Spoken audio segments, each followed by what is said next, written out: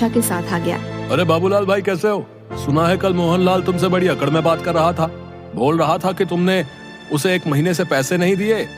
अगर कुछ दिनों में तुमने उसके पैसे नहीं चुकाए तो वो तुम्हारा ठेला भी जब्त कर लेगा और मारेगा अलग से। भाई साहब, आप तो इनके दोस्त हैं, आप ही क्यों नहीं समझाते इन्हें कुछ? मैं तो समझा समझा कर तंग आ चुकी हूँ। अरे भाभी, मैं इस बेवकूफ को कई बार समझा चुका हूँ, लेकिन इसके सर पर लोगों की मदद करने का भूत चढ़ा हुआ है। कहीं किसी दिन ऐसा ना हो जाए कि इसे मदद की जरूरत ना पड़ जाए। गज्जू की बात सुनकर उसकी पत्नी आशा हंसती हुई बोली, अरे वो सब छोड़ो, ये देखो निर्मला, मेरा सोने का हार कल ही इन्होंने सुनार से बनवा कर दिया है।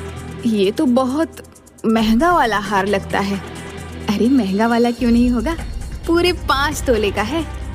निर्मला आशा के हार को हाथ लगाकर देखने लगी। तभी अचानक आशा पीछे हट गई। बुरा मत मानना निर्मला, कल ही खरीदा है और तुम्हारे हाथ भी गंदे हैं। तुम्हारे हाथ लगाने से कहीं ये काला ना हो जाए। अच्छा, मैं तुम्हें यही हार दिखाने के लिए यहाँ पर आई थी। अब हम चलते हैं। आशा और गुज्जू वहाँ से चले गए और निर्मला गुस्से में सोने चली गई। अगले दिन बाबूलाल अपने छोले भटूरे का ठेला लेकर बाजार में चला गया।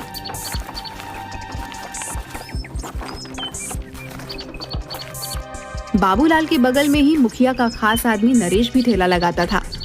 नरेश बाबूलाल को देखकर गुस्से से बोला, क्या आज भी अपने छोले भटूरे मुफ्त में बांटेगा? नरेश भैया, मैं सिर्फ गरीबों से पैसे नहीं लेता। अबे बेवकूफ, छोले भटूरे कौन से यहाँ पर कार वाले खाने आते हैं? सब गरीबी खाने आते हैं। तेरी ये गरीबों को मुफ्त में खिलाने की आदत मुझे बर्बाद कर दे रही है। ये तो कोई बात नहीं हुई नरेश भैया। किसी गरीब को खाना खिलाना तो पुण्य का काम होता है। लगता है तू ऐसे नहीं मानेगा। तेरी मुखिया से शिकायत करनी पड़ेगी। इतना कहकर नरेश अपना ठेला लेकर मुखिया के पास चला गया।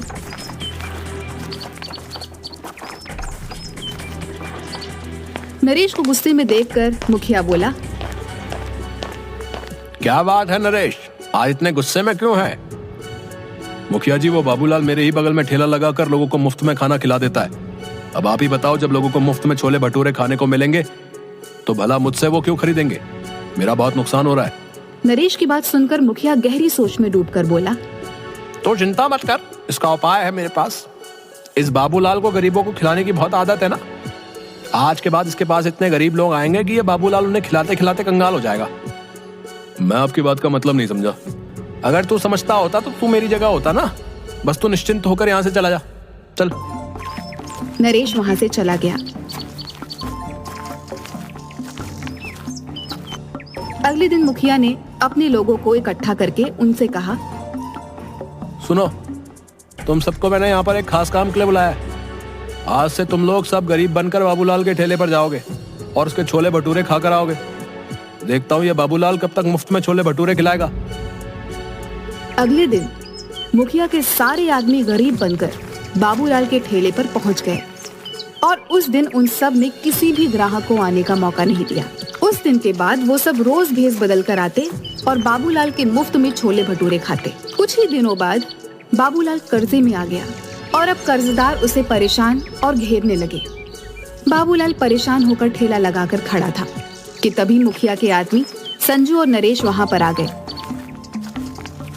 क्या बात है बाबूलाल, आज कैसे मुंह लटकाए हुए बैठा है? ऐसी कोई बात नहीं मुखिया जी, आज तेरे चेहरे पर वो चमक नहीं दिखाई दे रही। अरे चमक कहाँ से दिखाई देगी मुखिया जी? बाबूलाल भैया को गरीबों को मुफ्त में छोले भटूरे खिलाने का बहुत शौक चढ़ा था, लेकिन अब तो इनके खुद के भूखे मरने के दिन आ गए। ऐसा कुछ नहीं है संजू भैया। अगर ऐसा नहीं है तो फिर तेरा मुंह क्यों लटका हुआ है? संजू सही कह रहा मुखिया जी। बाबूलाल, मेरी एक बात समझ में नहीं आती, तो गरीबों को ही छोले भटूरे मुफ्त में क्यों खिलाता भाई? अमीरों में क्या कांटे लगे हैं क्या? है क्या अमीर इंसान नहीं होते? किसी भूखे को खिलाना तो बड़ा पुण्य का काम होता है मुखिया जी, और किसी का कर्जा न चुकाना भी तो बड़ा पाप का काम होता है बाबूलाल। मैं आपकी बात का मतलब नहीं समझा। तू अच्छी तरह से समझ रहा है कि मैं क्या कहना चाहता हूँ। आज ही मेरे पास सीताराम और मोहनलाल तेरी शिकायत लेकर आए थे और बोल रहे थे काफी दिनों से तूने उनके पैसे नहीं दिए। मैं उनके पैसे जल्द लौटा दूंगा मुखिया जी। अगर 3 दिन के अंदर अंदर तूने उन दोनों के पैसे नहीं चुकाए ना, तो गांव में पंचायत बैठाकर उन दोनों से 25-25 चप्पलें हर्जाने बतौर तेरे सर पर पड़वाऊंगा, ढोंगी कहीं का। इतना कहकर मुखिया वहां से चला गया और वहां मौजूद सभी लोग बाबूलाल को देखकर हंसने लगे। अब तुझे पता चलेगा बाबूलाल कि तूने मुखिया का और मेरा बहुत नुकसान करवाया है। शायद तू जानता नहीं था कि जो मैं छोले भटूरे का ठेला लगाता था ना, इसमें मुखिया का ही पैसा मिला हुआ था। मुखिया अपना नुकसान का एक एक पैसा तुझसे वसूल लेगा। तेरे सर पर चप्पल ना पड़वा दी तो फिर कहना। नरेश सही कह रहा बाबूलाल, तू तो बड़ी मुसीबत में फंस गया भाई। अब 3 दिन में पैसे कहां से ला कर देगा? बाबूलाल ने उन दोनों की बात का कोई जवाब नहीं दिया। वह चुपचाप खड़ा रहा। रात में बाबूलाल जैसे ही अपने घर में घुसा, उसकी पत्नी ने उसे देखकर चिल्लाना शुरू कर दिया। आ गए सच्चाई के देवता, तुम्हारे पीछे गांव का मुखिया आया था। तुम्हें पता है कितना जलील करके गया है, मुझे और तुम्हें कितनी गालियां देकर गया है। पता है मुझे, गांव के मुखिया ने मुझे भी सरे बाजार में बेइज्जत करने में कोई कसर नहीं छोड़ी। मेरी तो ये सोच सोच के हालत खराब हुई जा रही है कि 3 दिन के अंदर पैसों का इंतजाम कहां से करूंगा। अब यही दिन देखना बाकी रह गया था। ले देकर हमारे पास यही एक रहने का घर था, पर अब तो मुझे ये भी बिकता हुआ नजर आ रहा है। जाओ इस मकान को भी बेचकर गरीबों और भूखमरों को मुफ्त में खिला देना। इतना कहकर निर्मला पैर पटकती हुई कमरे में चली गई और बाबूलाल पूरी रात नहीं सोया। अगले दिन बाबूलाल फिर से ठेला लेकर गांव की ओर चल दिया। बाबूलाल आज बहुत उदास था। वह अपना ठेला एक बरगद के पेड़ के पास खड़ा करके रोने लगा। हे भगवान, मैंने सुना था कि तू हमेशा दयालु लोगों की मदद करता है। मैंने तो गरीबों को मुफ्त में छोले भटूरे खिलाकर पुण्य का काम किया था, और इसके बदले मुझे क्या मिला? गांव का मुखिया सरेआम मेरी बेइज्जती करके चला गया। अगर 3 दिन के अंदर मैंने सीताराम और मोहनलाल के पैसे नहीं दिए तो बीच पंचायत में मुखिया मुझे चप्पल पड़वाएगा। मेरी क्या इज्जत रह जाएगी। अब मैं किसी भी गरीब को मुफ्त में नहीं खिलाऊंगा। मुझे माफ कर देना भगवान, मेरे पास इसके अलावा और कोई चारा नहीं। कुछ देर बाद बाबूलाल गांव में जाकर ठेला लेकर आ गया, मगर आज उसने किसी को मुफ्त में नहीं खिलाया। कुछ देर बाद एक बूढ़े पति पत्नी उसके पास आकर खड़े हो गए। हमने सुना है बेटा कि तुम गरीबों को मुफ्त में खिलाते हो। हम पति पत्नी 3 दिन से भूखे हैं। भूख से हमारी हालत खराब है। क्या तुम हम दोनों को छोले भटूरे खिला सकते हो? हमारे पास पैसे नहीं है। माफ करो बाबा, आज मैं किसी को मुफ्त में नहीं खिला रहा।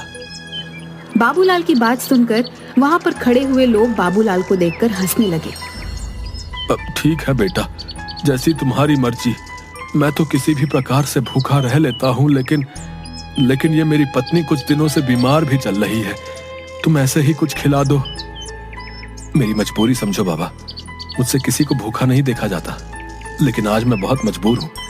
अगर आज भी मैंने मुफ्त में खिला दिया तो मेरी बहुत ज्यादा बदनामी और बेइज्जती हो जाएगी। मेरे पास पैसे तो नहीं है बेटा, लेकिन हाँ, कुछ मिट्टी के कंकड़ पड़े हुए हैं। तुम उन मिट्टी के कंकड़ों के बदले मुझे और मेरी पत्नी को छोले भटूरे खिला सकते हो। बाबा, मैं भला मिट्टी के कंकड़ों का क्या करूंगा? मुझे पैसों की जरूरत है। गरीब की दी हुई कोई भी चीज बेकार नहीं होती बेटा। एक ना एक दिन वो काम जरूर आती है। उपहार समझकर रख लेना। बाबूलाल को उस बुजुर्ग पर बहुत ज्यादा तरस आया। ठीक है बाबा, लाओ उन मिट्टी के कंकड़ों को तो मैं तुम्हारा आशीर्वाद समझकर रख लेता हूँ। तुम दोनों जितना खा सकते हो उतना खा लो। उस बूढ़े ने एक पोटली बाबूलाल के हाथों में थमा दी। बाबूलाल ने देखा उसमें मिट्टी के कंकड़ रखे हुए थे। बाबूलाल दोनों पति पत्नी के लिए गर्मा गर्म छोले भटूरे बनाने लगा।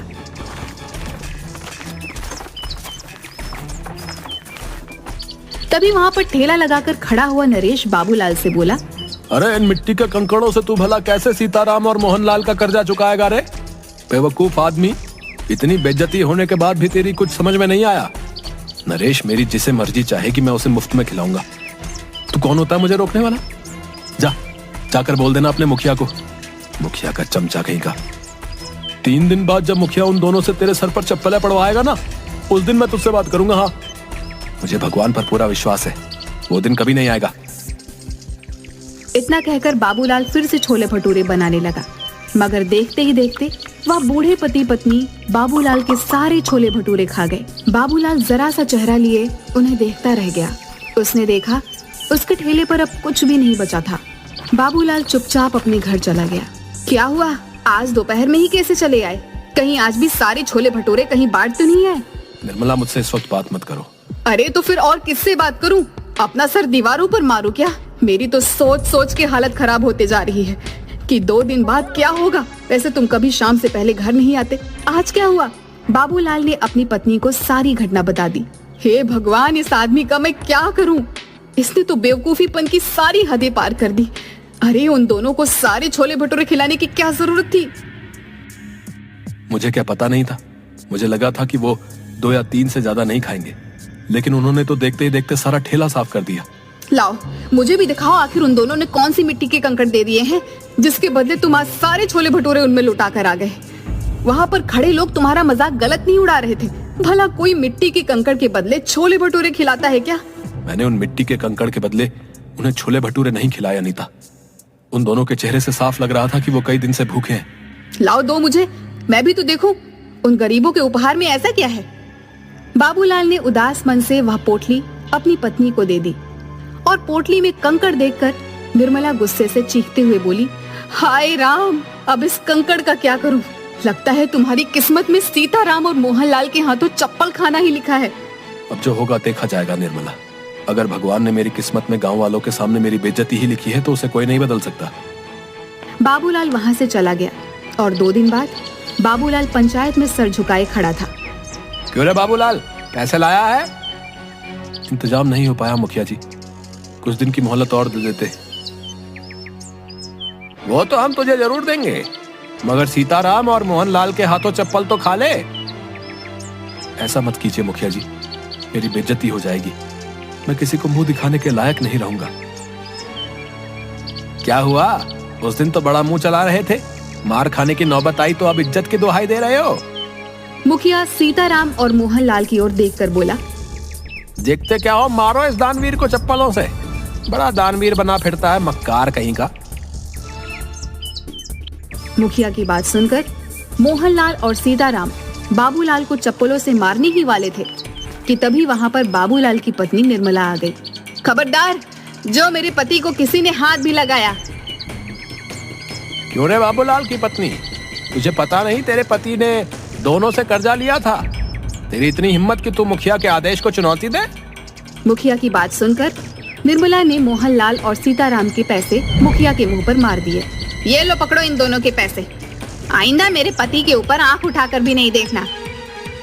तू ये पैसे कहाँ से लेकर आई? तुम्हें इससे मतलब? तुम्हें इनके सारे पैसे चाहिए थे ना, और इनके पैसे मैंने तुम्हारे मुंह पर मार दिए। बाबूलाल निर्मला के पास पैसे देखकर हैरान रह गया। बाबूलाल ने आहिस्ता से निर्मला से पूछा, निर्मला, तुम ये पैसे कहाँ से लेकर आई? घर चलो, मैं तुम्हें सब बताती हूँ।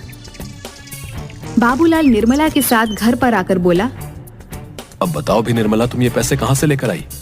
आज जब तुम्हें मोहनलाल और सीताराम पकड़ कर ले गए थे तो मैं फूट फूट कर रो रही थी। रोते हुए मुझे अचानक गुस्सा आ गया और मैंने गुस्से में वो पोटली बाहर फेंकने के लिए निकाली जिसमें कंकड़ थे। मगर जैसे ही उस पोटली में से कंकड़ फेंके तो उसमें से कंकड़ नहीं बल्कि बेशकीमती हीरे निकले। मैं तुरंत एक हीरा गिरवी रखकर पैसे ले आई और मुखिया के मुंह पर मार दिए। निर्मला की बात सुनकर बाबूलाल हैरान होकर बोला, लेकिन उसमें तो कंकड़ पत्थर थे। मैं भी हैरान रह गई थी। बहुत सोचने के बाद मुझे एहसास हुआ कि शायद वो दोनों बूढ़े पति पत्नी कोई मायावी लोग थे जो तुम्हारी मदद करने आए थे। निर्मला ने इतना कहा ही था कि तभी दरवाजे पर दस्तक हुई। निर्मला उन हीरों को देखने में खोई हुई थी। बाबूलाल ने जाकर दरवाजा खोल दिया। दरवाजे के बाहर वही बूढ़े पति पत्नी थे जो बाबूलाल की ओर देखकर मुस्कुरा रहे थे। आप दोनों कौन हैं? हम दोनों देव हैं। 2 दिन पहले तुम जिस बरगद के पेड़ के नीचे खड़े होकर भगवान से बातें कर रहे थे, हम दोनों तुम्हारी बातें सुन रहे थे। हमें लगा कि तुम्हारी मदद करनी चाहिए। मैं आप दोनों का कैसे शुक्रिया अदा करूं?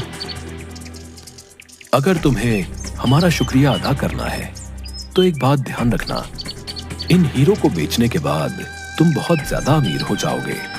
लेकिन कभी भी गरीबों को खाना खिलाना मत भूलना, चाहे कितनी भी अड़चने आए, चाहे कितनी भी परेशानियां आए, याद रखना भगवान उस व्यक्ति को बहुत ज्यादा पसंद करता है जिसके दिल में दूसरों के लिए दर्द होता है। इतना कहकर वो दोनों बूढ़े पति पत्नी वहां से गायब हो गए। उस दिन के बाद बाबूलाल देखते ही देखते बेहद अमीर हो गया। लेकिन